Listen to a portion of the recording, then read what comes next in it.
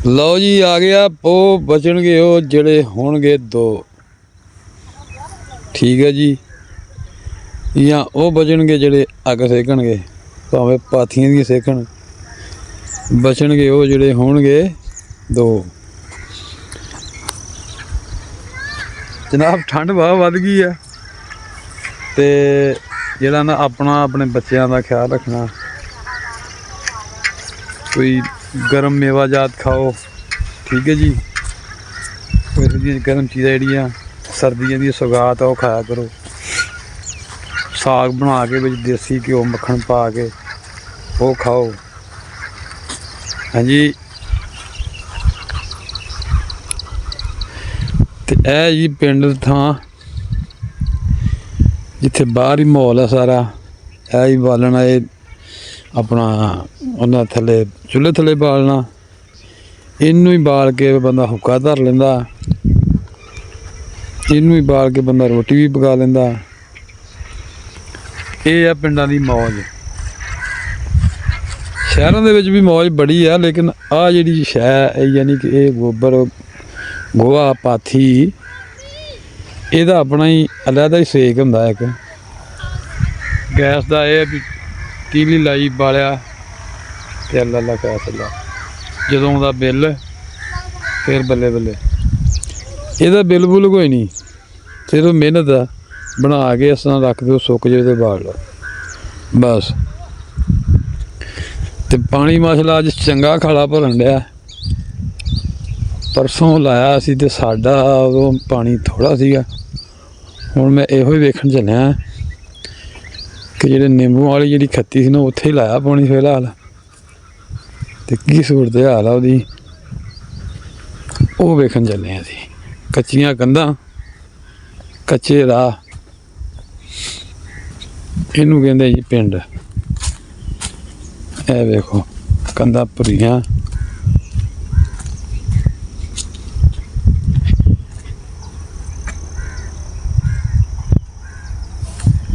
ते हुण आपां चलदे हां नींबूआं दे विच।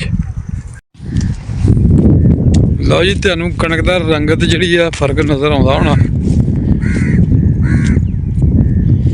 ये पानी की ज्यादती है,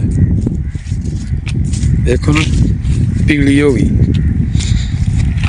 इसकी रंगत पीली हो गई। इतों अगले पासे देखो रंग, ते इस रंग च कितना फर्क है। ये पानी का जोर पिया जी इनू, जिहदी वजह नाल पीली हो गई। ए माशाल्लाह अपनी इनू हजे पानी पहला भी नहीं लाया, कोई 22-24 दिनों की हो गई है। इनू लाता पानी, इन्होंने पानी असल च लाया नींबूआं दा करके, क्योंकि नींबूआं नूं पानी लगे नूं महीने तो उत्ते हो गया सी। इस वास्ते ना इनू पानी लाना पिया। 2 दिन ही पहलों लाया ते 2 दिनों बाद इंशाअल्लाह इहदी वारी है। टाली के पत्ते बहुत गिरे हुए हैं अजकल, घिरदे आ।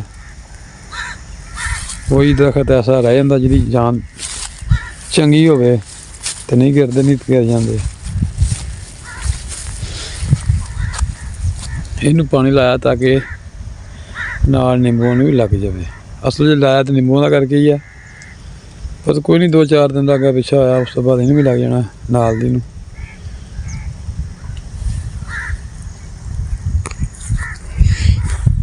कमेंट करके तुसीं दसदे नहीं यार कि असीं फलानी जगह तो वीडियो देखण दे हैं, कमेंट शमेंट मार दिया करो। हाँ जी, तुहाडी मुहब्बत तुहाडे प्यार की बहुत ज़्यादा लोड़ आ। ते माशाल्लाह मेरा लैमन जिहड़ा है भी माशाल्लाह सही टुर रहे हैं। आ देखो फोट भी फड़ी हुई है हुण, चेक करो, ए देखो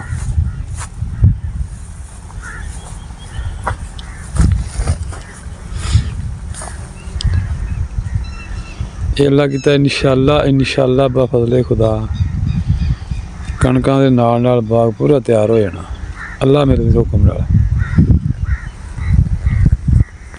ਚੰਗਾ ਜੀ, ਛੋਟਾ ਜਿਹਾ ਵਲੋਗ ਆ, ਜ਼ਿਆਦਾ ਲੰਬਾ ਵਲੋਗ ਨਹੀਂ ਵੇਖਦੇ ਦੋਸਤ, ਕਿਉਂਕਿ ਇੰਨਾ ਟਾਈਮ ਕਿਸੇ ਕੋਲ ਕਿੱਥੋਂ ਹੁੰਦਾ।